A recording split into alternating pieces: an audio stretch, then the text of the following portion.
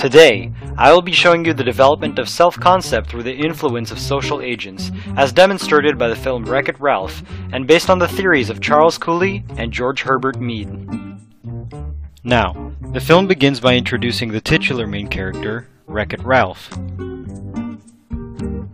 He's the villain of the arcade game, Fix-It-Felix Jr., and he's been fulfilling this role for 30 straight years. As he was created and programmed to be the villain, he was essentially born into his occupation, and is treated as such. Being a villain in his game, Ralph lives as a big, scary man who destroys everything he touches, and he is treated as an outcast from society from the other characters in the game. Now Ralph doesn't get to live in the penthouse with the other characters, but rather, he takes residence in the dump, even after the arcade closes for the day. Ralph initially accepts this as his identity as a villain, and accepts everything about it, from his home in the dump to his treatment from others. He continues to live like this until around the time of his game's 30th anniversary, where he begins to question his lifestyle and social status.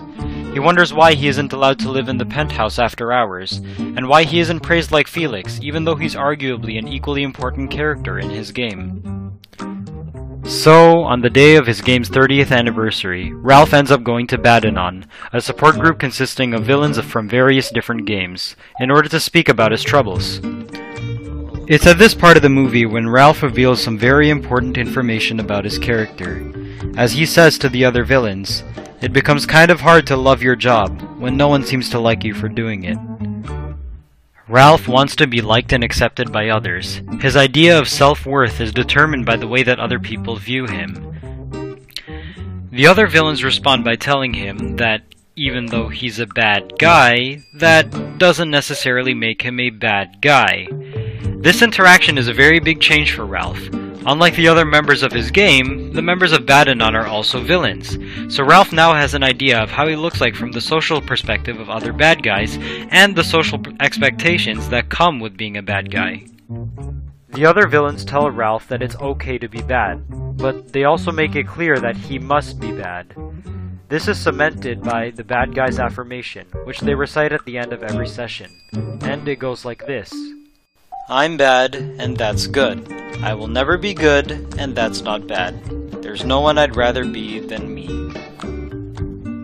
As Ralph heads home from Bad-Anon, other clues regarding society's view on Ralph becomes more evident, such as the children who shout, "Bad guy coming," before running away from him, or the search protector that stops him for a random security check.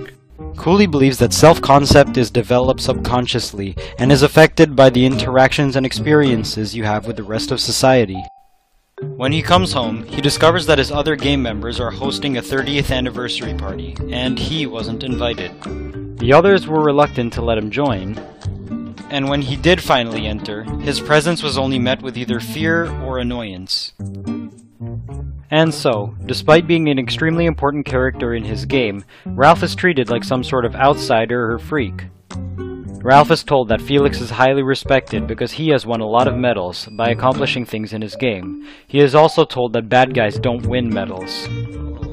Ralph is furious with his treatment, and he declares that he will go out and win a medal so that he'll be respected like Felix is. By comparing Felix's traits and social status to his own, he is further reinforcing his idea of self.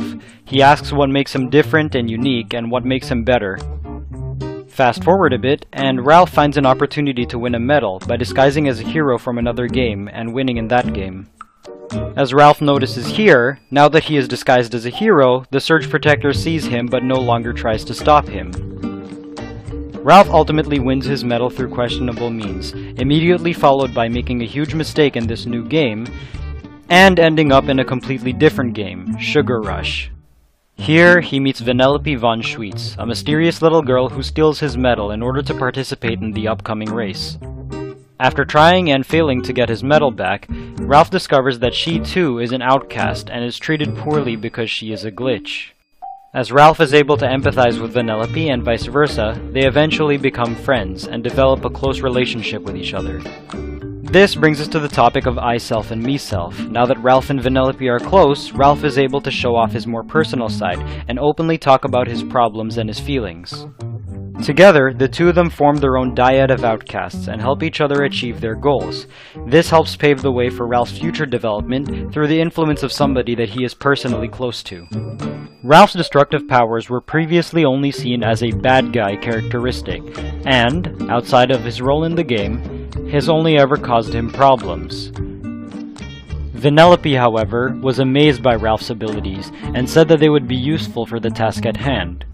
Before, people were always either afraid or angry at Ralph's powers, but Vanellope was the opposite. Later, Ralph helps Vanellope create a car for her to compete in the race with. Ralph, however, is reluctant to do so, and warns Vanellope that he only destroys things, not create. So when the car turns out a mess, and it doesn't go as intended, Ralph simply states, "I knew it, I can't make things, I just break." This line shows us exactly what Ralph currently thinks of himself, and it just so happens to be exactly the same way society thinks of him. Vanellope, however, loves the final product, and praises Ralph for his amazing abilities. Ralph later uses his powers to help Vanellope create a racetrack for her to practice in. For the first time ever, Ralph did something useful and kind with his powers. Ralph's powers did not change at all, but because Vanellope positively reacted to it, Ralph's view on his powers changed. Fast forward again. Ralph is about to sacrifice himself in order to save Vanellope and the other inhabitants of their game. As he does so, he wholeheartedly recites the bad guy affirmation. "I'm bad, and that's good. I will never be good, and that's not bad. There is no one I'd rather be than me." This is a sign of Ralph coming to terms with his role in his game and in society, and fully accepting it as a part of himself. In the final scenes of the movie, Ralph returns to being the villain of his game, although this time, he is satisfied with his job because he has earned the love and respect of the other members of his game. Nothing about him has changed physically, but his sense of self-worth has changed because of how he was viewed by everyone else. Being programmed into the game, Ralph and every other character is quite literally born with their own occupations and place in society, and yet they are still capable of developing their personalities and sense of identities through interactions with one another. Ralph accepts being a villain as being a part of him, but as a result of his social development, he now sees this as positive rather than negative. He gave up on trying to change, but society changed how he saw himself. So, I leave you with Ralph's final line in the movie. "Turns out, I don't need a medal to tell me I'm a good guy, 'cause if that little kid likes me, how bad can I be?"